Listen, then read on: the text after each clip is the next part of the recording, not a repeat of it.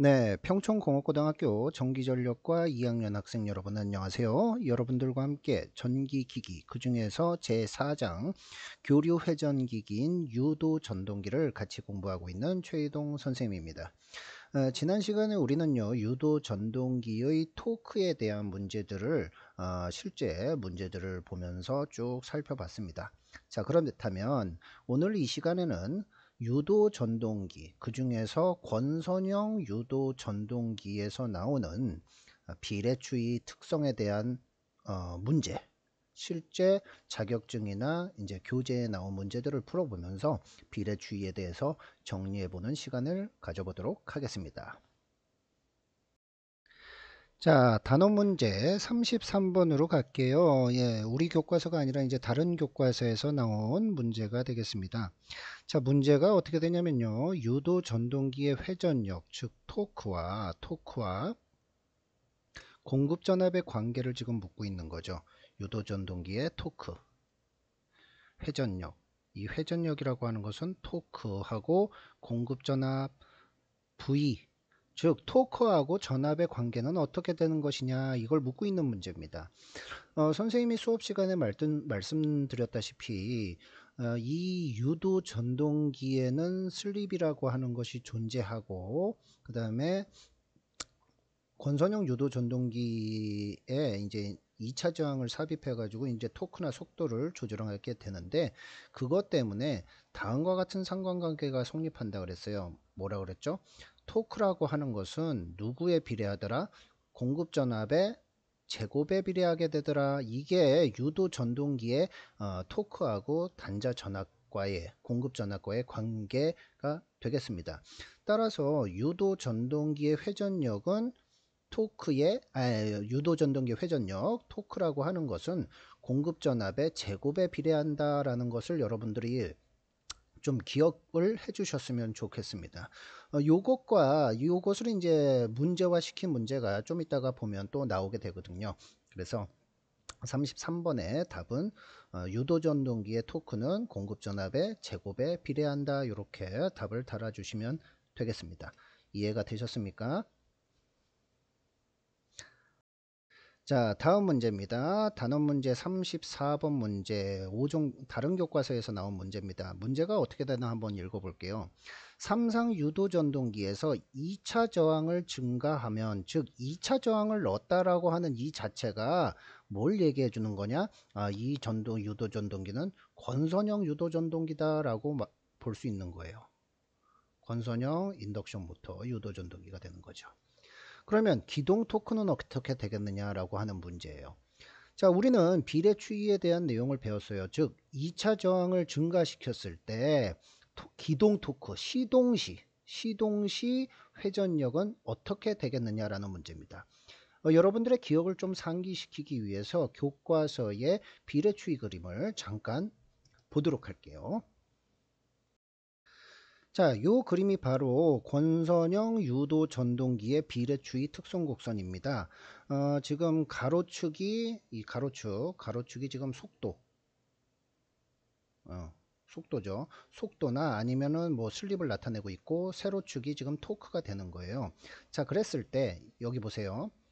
이 토크 1, 즉 2차 저항을 R2라는 2차 저항을 그냥 삽입했을 때, 자, 슬립이 1이라고 하는 것의 의미가 뭐였죠? 슬립이 1.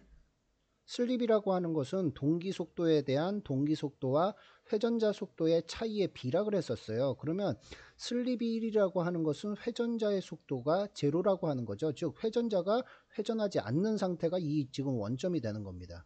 그리고 여기 끝에 보면 슬립이 0이라고 하는 표시가 보이죠. 슬립이 0이라고 하는 것은 동기 속도하고 회전자 속도하고 같아졌을 때가 슬립이 제로잖아요. 이해되십니까?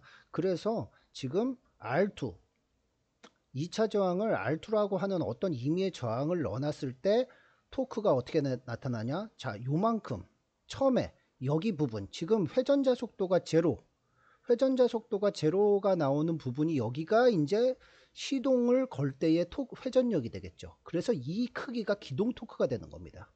이해되셨습니까? 그런데 비례추이에 의해서 저항을 R2에 n배만큼의 저항을 이렇게 삽입했을 때 그 토크의 그래프가 어떻게 나타난다 그랬어요? 이런 형태로 따라간다 그랬죠. 자, 그러면 2차 저항을 증가시켰다라고 한다는 것은 이쪽에서 지금 이쪽으로 2차 저항을 증가시켰을 때 기동 토크는 원래는 이만큼이었는데 기동 토크는 어떻게 됐었어요? 요만큼 커져 버렸죠.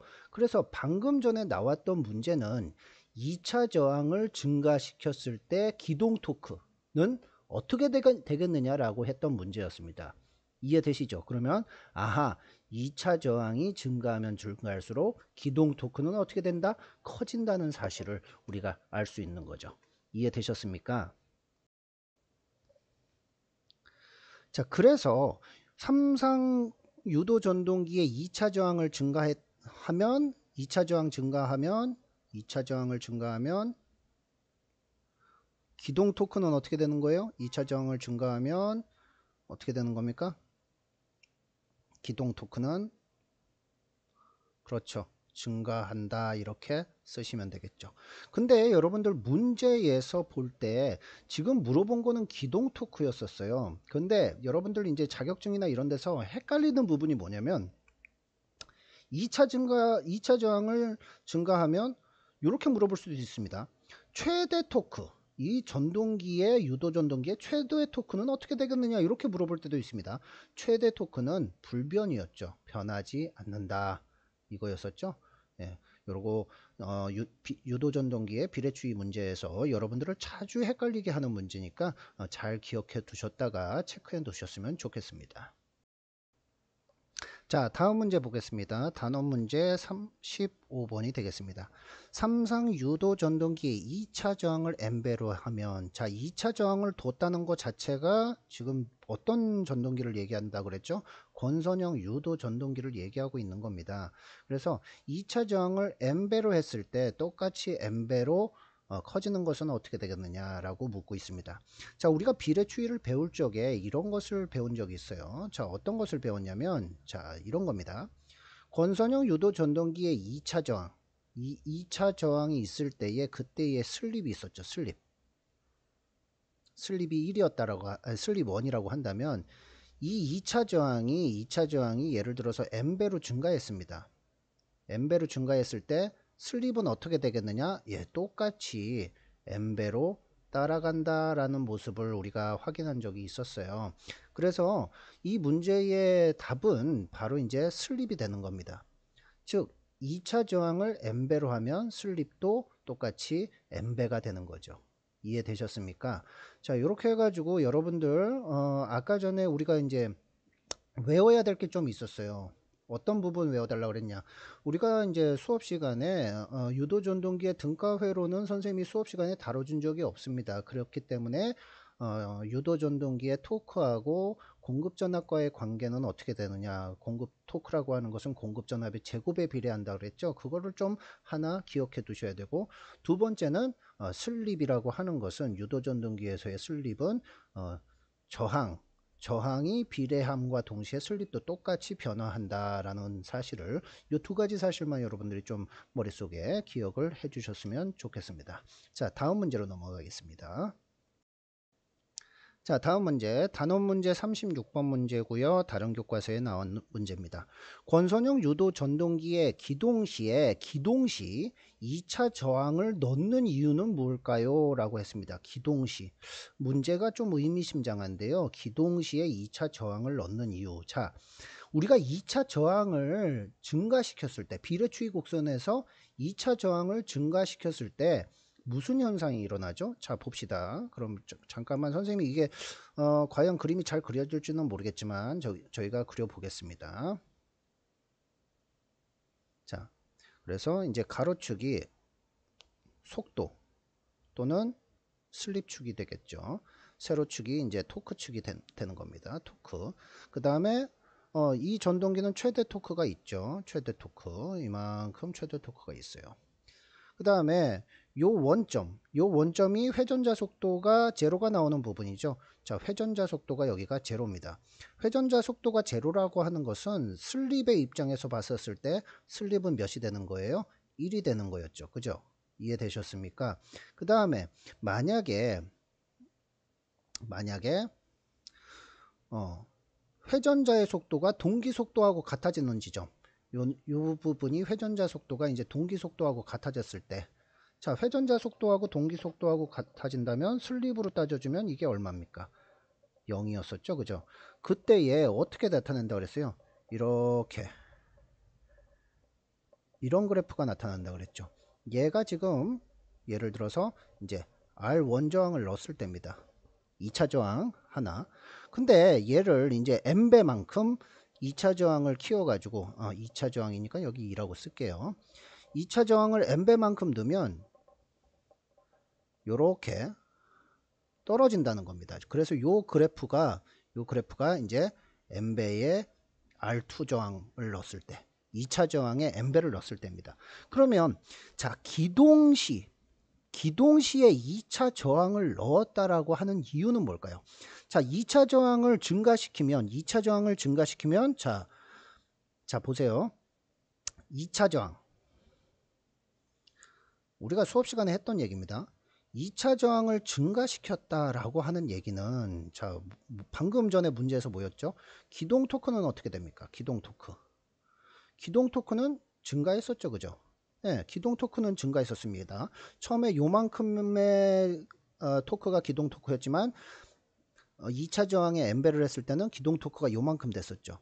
하지만 최대 토크는 항상 불변이었어요. 최대 토크는 항상 불변이었고, 자, 2차 저항을 증가했다는 얘기는 회전자 권선의 전류가 어떻게 되겠느냐라고 하는 이제 문제에 귀결되게 되어 있습니다.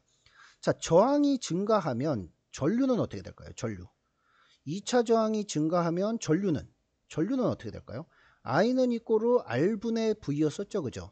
그러면 저항 R이 증가하니까 전류는 어떻게 된다는 겁니까? 예, 감소하게 되는 거죠. 이해되셨습니까? 그러면 이 문제의 답은 뭐냐? 기동시에 2차 저항을 넣는 이유는 뭐냐? 그렇죠. 기동전류를 감소시키기 위해서죠. 이해되셨습니까? 자, 기동전류 감소. 이 기동전류 감소라고 하는 의미가 뭘까? 자, 전류를 감소시킨다 그랬어요. 우리가 1학년 때 전기회로를 배우면서 전선에 이 도선에 열이 발생하는 것은 I 제곱 RT에 대한 열량이 나온다 그랬죠. 기억나시죠? 예. 열량은 0.24 곱하기 I 제곱 RT 칼로리였습니다. 이해되시죠? 예. 그러면은 처음에 기동전류가 크다고 하는 것은 회전자 권선에 굉장히 많은 전류가 들어온다는 거예요. 그러면 회전자는 지금 그 코일로 되어 있기 때문에 이 코일에 굉장히 큰 전류가 들어오면 코일이 어떻게 되는 겁니까? 예, 녹아내릴 수도 있는 겁니다. 열 때문에 파손이 될 수도 있는 거죠. 그것을 우리가 뭐라 그러냐면 열 때문에 코일이 손상이 나는 것을 소손이라고 얘기합니다. 소손. 예. 전압 때문에 기기가 고장나는 것은 절연 파괴라고 하는 거고요. 전류 때문에 기기가 고장나는 것은 소손됐다라고 얘기를 하는 거예요. 그래서 기동 전류를 감소시킴으로 인해서 뭐를 안정적으로 돌려주기 위해서 예, 기기의 안정을 위해서입니다.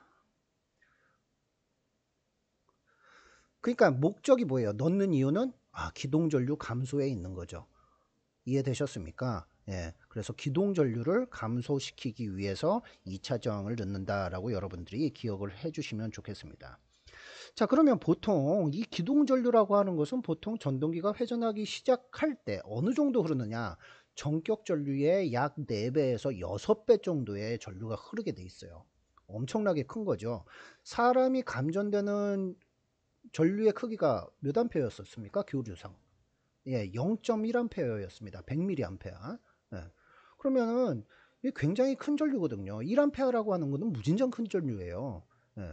또는 뭐 전격 전류가 만약에 우리가 감전됐다고 했을 때 100mA였는데 그거의 4배에서 6배, 400mA에서 뭐 600mA가 들어왔다 그러면 굉장히 큰 겁니다. 예, 기기의 입장에서도 분명히 그것은 기기의 코일이 소손될 가능성이 높다는 거죠. 그래서 요번 문제 권선형 유도 전동기의 기동시 2차 저항을 삽입하는 이유는 기동전류 감소에 있다는 것을 여러분들이 기억해 주셨으면 좋겠습니다. 자, 다음 문제 가보겠습니다. 단원 문제 37번 문제입니다. 우리 다른 교과서에서 나왔던 문제고요. 삼상 유도전동기의 전압이, 즉 공급 전압이 20% 낮아졌을 때 기동 토크는 몇 퍼센트 감소하겠는가라고 물어봤어요. 자, 우리는 아까 처음에 문제에서 토크하고 공급 전압의 관계에 대해서 공부한 적이 있죠. 이거 선생님이 좀 외워달라 그랬습니다. 일반적으로 전동기, 유도 전동기 말고 다른 전동기들은 공급 전압의 토크가 비례하게 돼 있어요. 그런데 유도 전동기는 조금 이 슬립이라는 놈이 있어가지고 토크라고 하는 것은 공급 전압의 제곱에 비례하게 됩니다. 즉 토크라고 하는 것은 유도 전동기에서는 공급 전압의 제곱에 비례한다라는 것을 우리가 잘 기억해 주시면 되는 거죠. 자, 그러면 봅시다. 처음에 토크 1이라고 있었어요. 어떤 토크가 있는데 토크가 뭐 1V라고 하죠. 자, 1V의 토크가 있을 때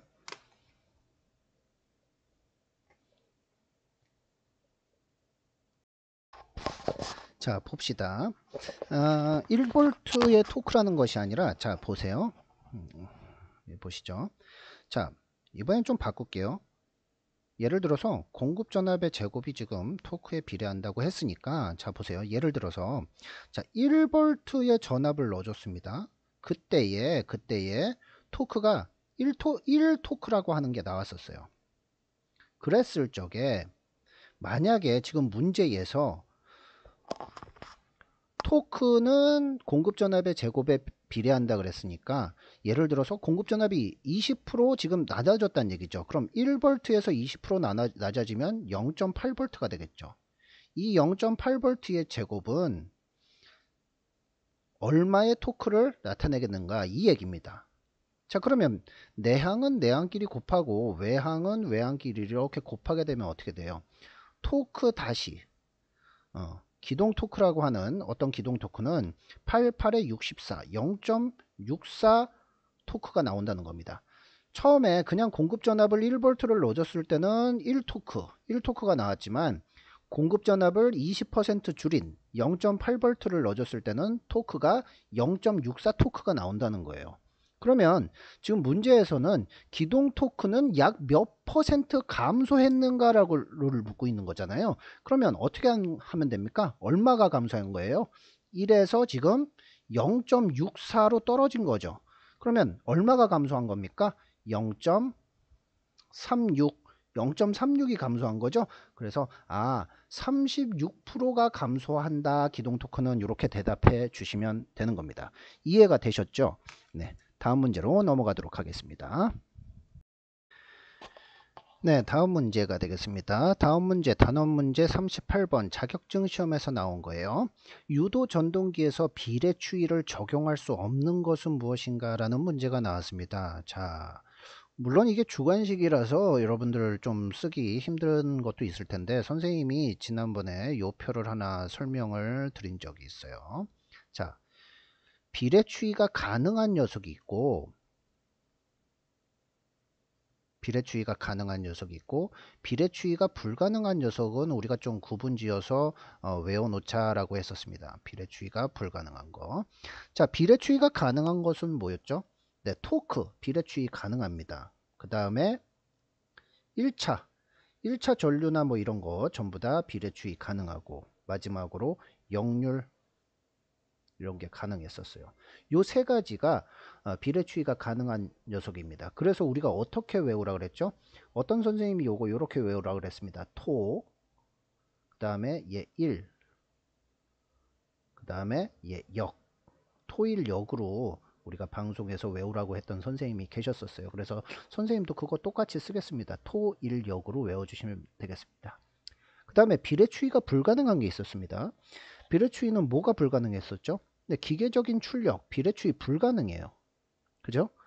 그 다음에 동선, 2차 측 동선, PC2 이거 불가능했었습니다. 따라서 요거 동기 속도도 또 비례추위 불가능하죠. 동기 속도는 정해져 있는 수치이기 때문에 불가능하죠. 그러면은 자 출력하고 이 동선과의 관계, 그러면은 요 P2 비례추이 가능할까요? 예, 불가능하죠. 이거에 따라서 또 나오는 게 이제 2차 축 효율, 이런 것도 비례추이가 불가능하다라고 볼 수 있습니다. 그래서 요 표를 여러분들이 좀 암기해 주시면 자 좋겠죠. 그래서 우리가 보통 자격증 방송 같은 데서 볼 때 비례추이 할 수 있는 것 해가지고만 외웠어요. 토일력으로. 그 나머지 것들은 전부 비례추이 할 수 없다. 이렇게 여러분들 외워주시면 되겠습니다. 자, 다음 문제가 되겠습니다. 다음 문제, 단원 문제 39번 자격증에서 나왔던 문제예요. 유도 전동기의 2차 저항을 2배로 하면 최대 회전력은 몇 배가 되는가 물어봤습니다. 예, 아까 전에 선생님이 주의하라고 했던 속지 마라고 했던 문제 중에 하나예요. 지금 물어본 게 뭐 물어봤습니까? 최대 토크 물어보고 있습니다. 최대 토크의 맥시멈 값. 비례추이에서 토크의 맥시멈, 최대 토크는 변하나요? 변하지 않나요? 그렇죠. 불변입니다. 불변. 요거 속지 말라 그랬습니다. 최대 토크하고 기동 토크는 전혀 다른 얘기죠. 기동 토크는 2차 저항을 2배로 하면 기동 토크도 증가하게 되지만 몇 배로 증가하는지는 또 이렇게 알 수는 없지만 증가하게 되지만 최대 회전력, 최대 토크는 불변입니다. 항상 토크라고 하는 회전력. 자, 회전력은 이게 변하지 않는다라는 얘기죠. 그것은 다시 얘기하면 무슨 얘기냐면, 자, 유도 전동기라고 하는 것은 전기적인 에너지를 기계적인 회전력으로 변환시켜주는 기기죠. 즉, 전기 에너지가 기계적인 에너지로 간다는 겁니다. 근데 최대 토크가 변한다라고 상상을 해보세요. 예를 들어서 2차 저항을 막 넣었다 뺐다 했을 때 최대 토크가 변한다라고 하는 사실은 자연계의 모든 법칙에 위배되잖아요. 자연계의 모든 법칙이 뭐였습니까? 에너지 보존의 법칙은 항상 성립해야 되는 거예요.